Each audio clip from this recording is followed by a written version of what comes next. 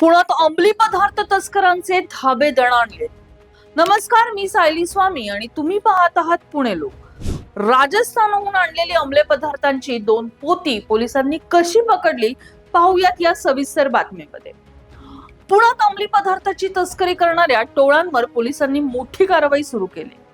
राजस्थानमधून पुण्यात अफूच्या बोंडांचा चुरा म्हणजेच पॉपी स्ट्रॉ विकण्यासाठी आलेल्या एका तरुणाला गुन्हे शाखेच्या अंमली पदार्थ विरोधी पथकाने खराडी परिसरातून अटक केली.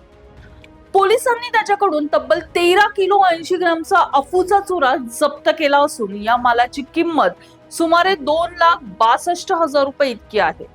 या कारवाईमुळे पुणे शहरात अंमली पदार्थ पुरवणाऱ्यांचे मोठे रॅकेट उघडकीस येण्याची शक्यता वर्तवली जात आहे. पुण्याच्या खराडी परिसरात एक जण अंमली पदार्थ विकण्याच्या उद्देशाने 2 पोती भरून थांबला असल्याची माहिती पोलीस हवालदार जान्हवी सूर्यवंशी यांना मिळाली. या माहितीची खातरजमा केल्यानंतर अंमली पदार्थ विरोधी पथकाने खराडी परिसरात सापळा रचला. तिथे संशयास्पद हालचाली आढळल्यानंतर पोलिसांनी मुकेश बिष्णोई या 30 वर्षीय तरुणाला ताब्यात घेतले. त्याची झडती घेतली असता त्याच्या ताब्यातील पोत्यांमध्ये मोठ्या प्रमाणात अफूच्या बोंडांचा चुरा आढळून आला. पोलिसांनी तात्काळ दोन्ही पोती जप्त करून आरोपीला अटक केली आहे. हा माल त्याने कुठून आणला होता, तो पुण्यात कोणाला विकणार होता याचा शोध आता पोलीस घेत आहेत.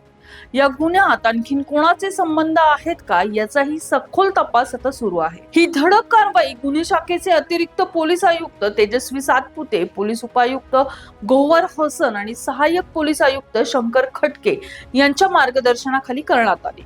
यामध्ये पोलीस निरीक्षक वाहिद पठाण, सहाय्यक पोलीस निरीक्षक अनिल सुरवसे, विठ्ठल साळुंके, विशाल भिलारे, निशिकांत सावंत, संजय राजे, आशा भिंगारे आणि जान्हवी सूर्यवंशी यांच्या पथकाने अत्यंत महत्त्वाची कामगिरी बजावली आहे.